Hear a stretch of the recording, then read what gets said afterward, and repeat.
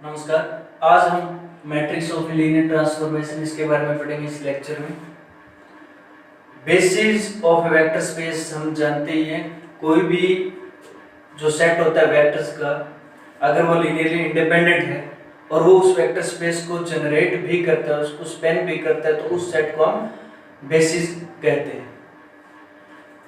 उस सेट में जो वेक्टर गिवन है उसका किसी ऑर्डर में होना जरूरी नहीं है, लेकिन अगर हम उसका ऑर्डर फिक्स कर देते हैं, that is known as ordered basis. उसको हम ऑर्डर्ड बेसिस कहते हैं। मान लीजिए किसी वेक्टर स्पेस V की बेसिस है हमारे पास V1 V2 up to Vn, ये बेसिस है।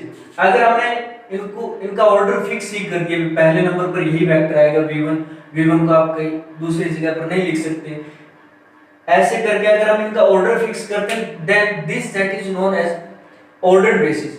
अब ये ऑर्डर्ड बेसिस है तो कोई भी vector V can be written as a linear combination of these vector a1 v1 plus a2 v2 plus up to an vn।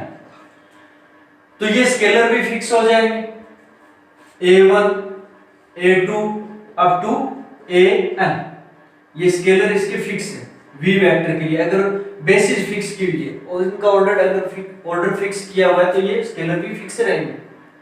अगर हम इन स्केलर को एक कॉलम वेक्टर में लिख देते हैं a1 से लेकर के an तक, देन दिस कॉलम वेक्टर या column matrix is known as coordinate vector.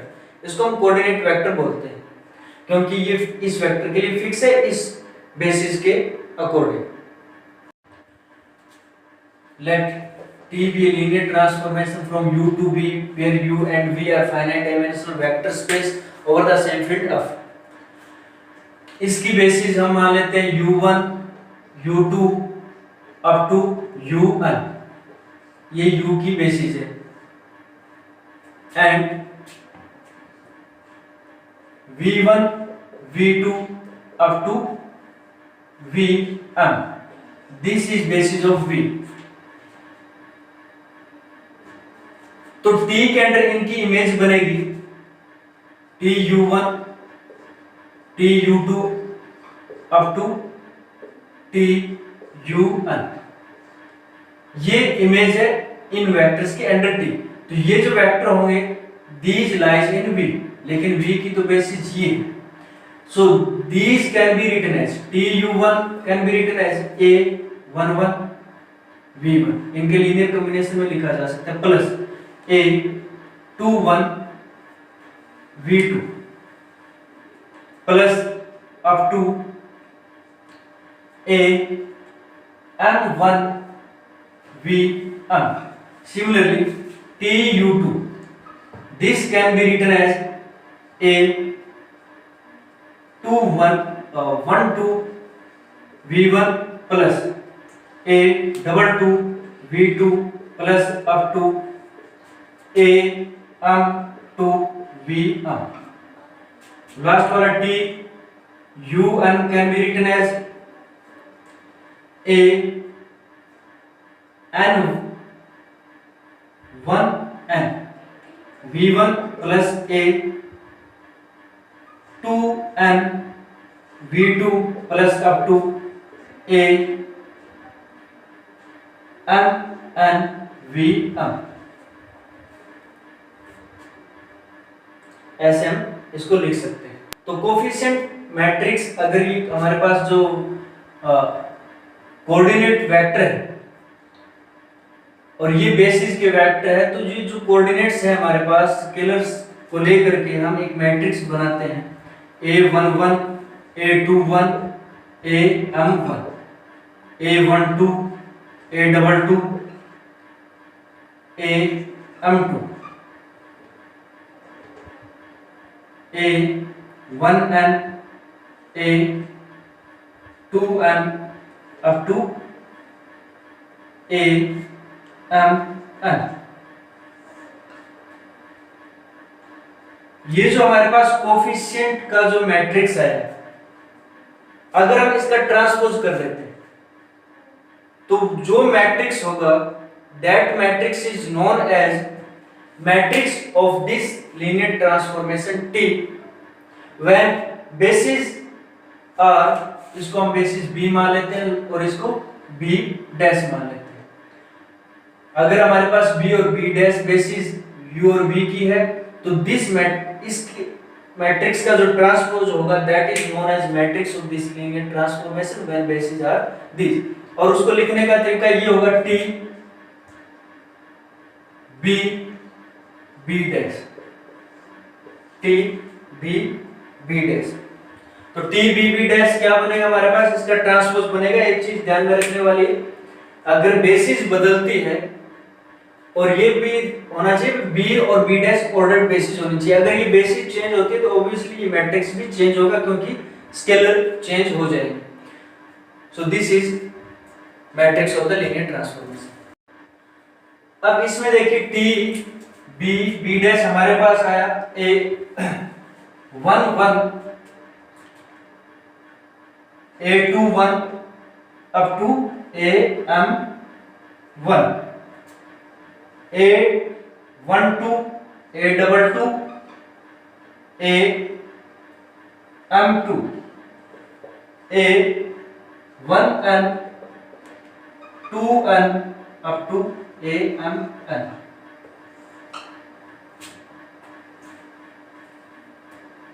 अगर हमें बेसिस B डैश दी हुई है और इधर बेसिस ये दी हुई है U1 U2 up to U1, अगर हमें मान लीजिए U1 की इमेज फाइंड आउट करनी है, if you want to find the image of U1, तो हमें क्या करना पड़ेगा, U1 इसका पहला वेक्टर है, ये चीज ध्यान में रखनी है, इसका पहला वेक्टर है ऑर्डर्ड बेसिस में। तो जो पहला कॉलम है,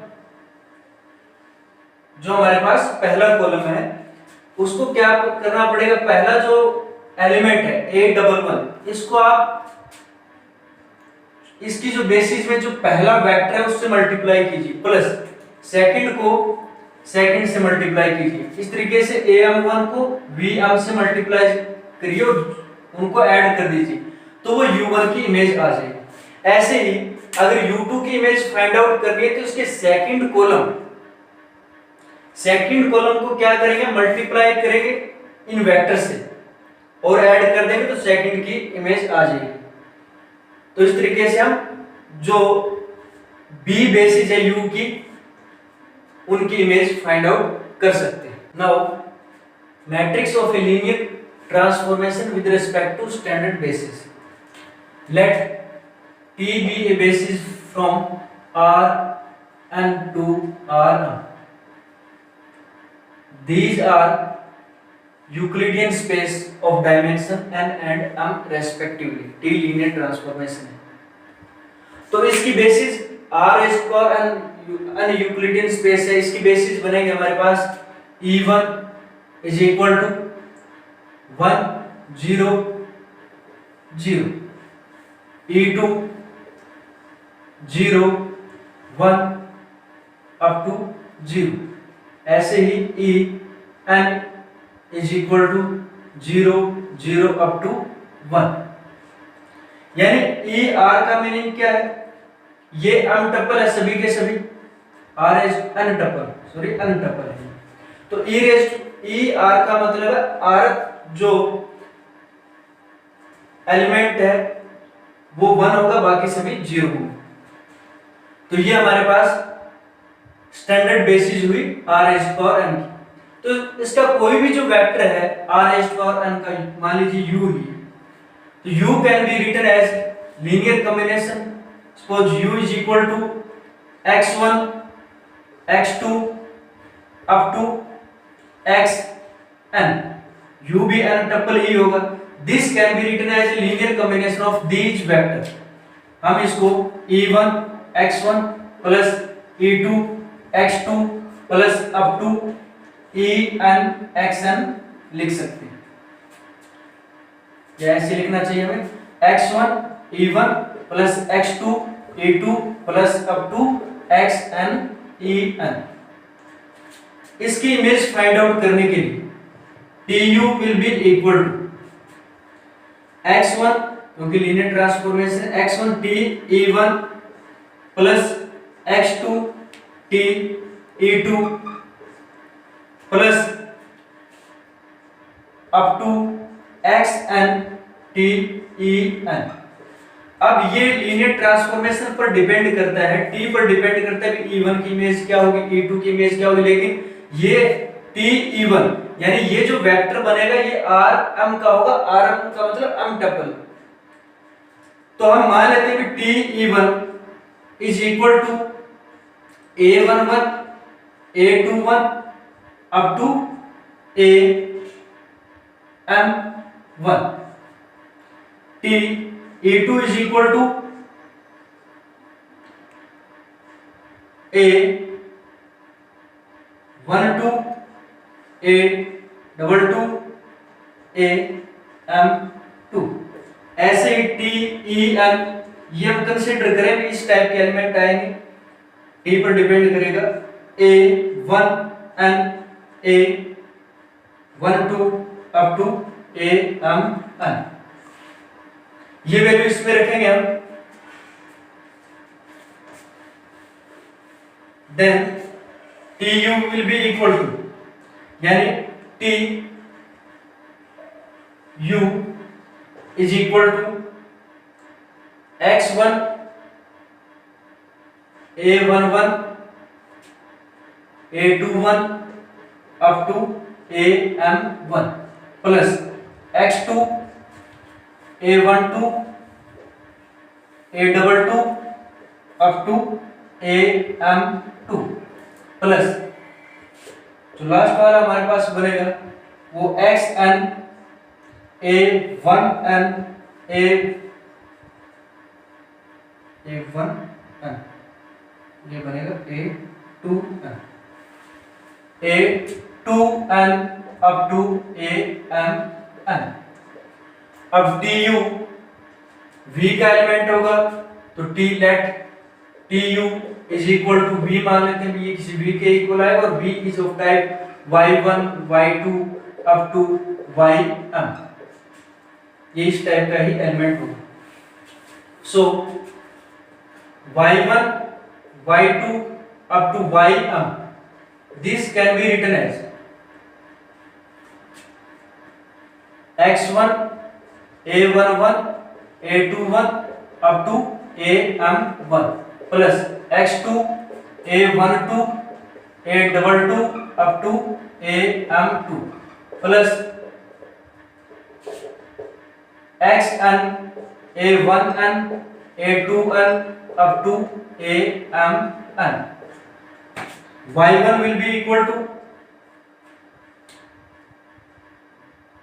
a11 x1 plus a12 x2 plus up to a1n xn। y2 is equal to a21 x1 plus a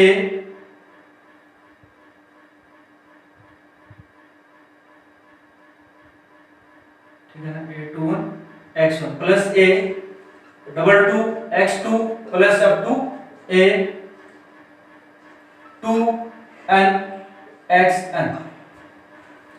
Similarly, ym can be written as a m1 x1 plus a m2 x2 plus up to a mn xn। So this system of linear equation can be written in matrix form as y is equal to ax, where a is equal to a11 a12 up to a1n a21 a22 up to a2n am1 am2 up to amn। ये matrix अगर हम जो linear transformation हमारे पास थी t from r raised to power n to r raised to power n,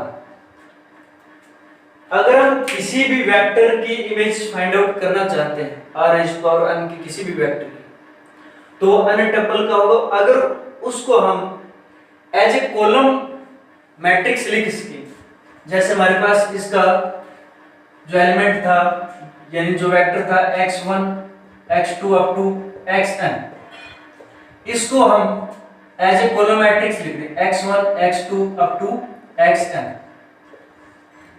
और इसको pre multiply कर दें इस मैट्रिक्स से, तो इस वेक्टर की इमेज आ जाएगी, यानी y1 से लेकर के yn तक सभी आ जाएंगे, ये y की वैल्यू आ जाएगी, और y यानी v ही हमारे पास u की इमेज था।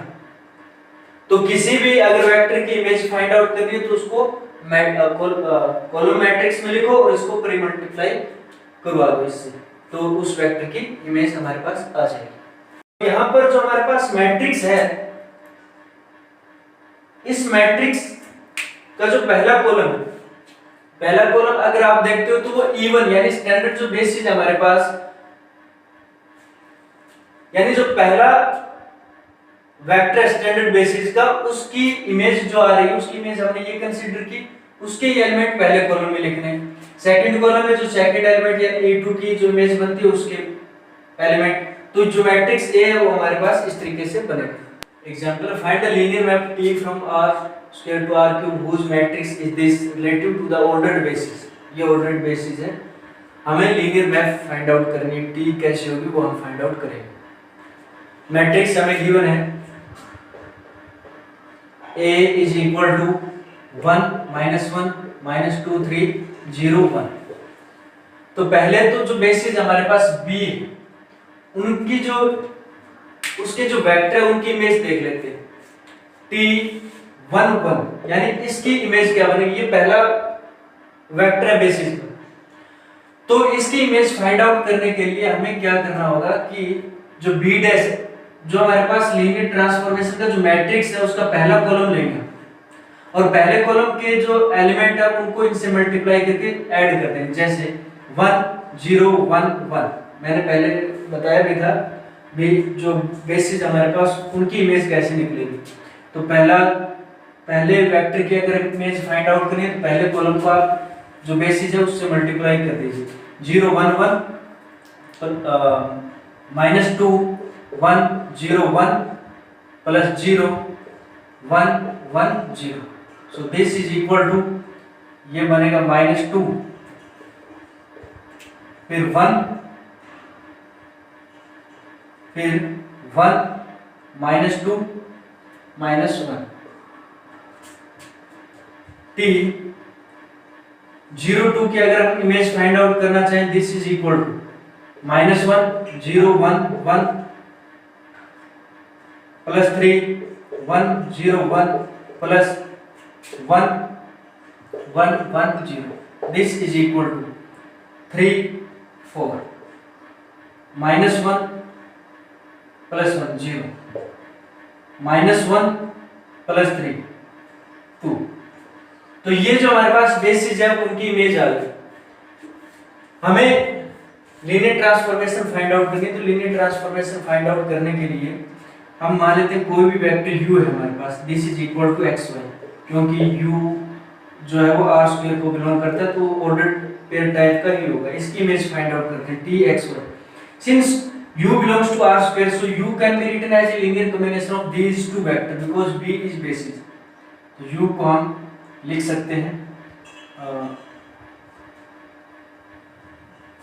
can be written as linear combination A1 1 plus B0 2, and xy can be written as A1 1 plus B0 2।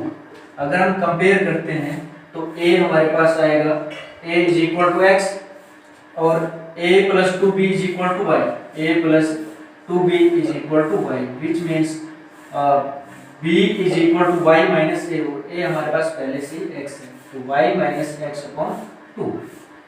So u is equal to xy, that can be written as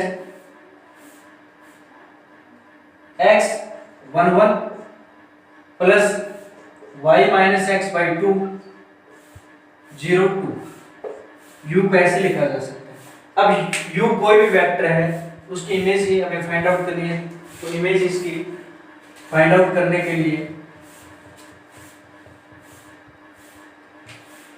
t of x y यानी t of u, this is equal to t of x y. अब x y को हमने लिखा इस form में लिखा, x तो scalar है, t of 1 1 plus y minus x upon 2 0 2। So x 1 1 की इमेज बनेगी हमारे पास, जो 1 1 की इमेज थी हमारे पास -2 1 -2 1 -1 plus y minus x by 2 और इसकी इमेज बनेगी 0 2 की। हमने फाइंड आउट की थी 4 0 2। सॉल्व कर लेते हैं तो -2x x minus x plus 2y minus 2x 0 y minus x। So this is equal to -2x -4x plus 2y x and y minus 2x. This is linear transformation required. Next example है linear transformation t from R3 to R4 defined by this. We have to find the matrix of this linear transformation with respect to standard basis of R3 and R4. इनके standard basis के with respect हमें जो matrix है इस linear transformation का वो find out करना है। तो इसकी जो बेसिस हमारे पास b will be 1 0 0 0 1 0 0 0 1।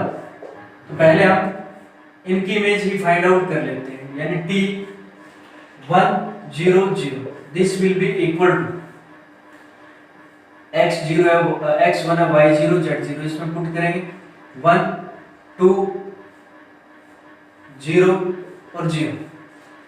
t 0 1 0 is equal to 1 0 2 6। t 0 0 1 is equal to this is equal to 1 1 -1 और 0। So t 1 0 0 this is equal to 1 2 0 0। तो this can be written as 1 e1। e1 का मतलब ये यहाँ पर हम e1 e2 e3 e4। This is standard basis of r raised to power 4। तो ये जो इमेज आई है ये हमारे पास r raised to power 4 में होगी और r raised to power 4 की बेसिस ये। So this image यानी t of 1 0 0 can be written as a linear combination of these vectors plus 2 e2 plus 2 e2 plus 0 e3 plus 0 e4। t 0 1 0 this is equal to this can be written as हमारे पास ये है तो 1 e1 plus 0 e2 plus 2 e3 plus 6 e4। t 0 0 1 is equal to 1 e1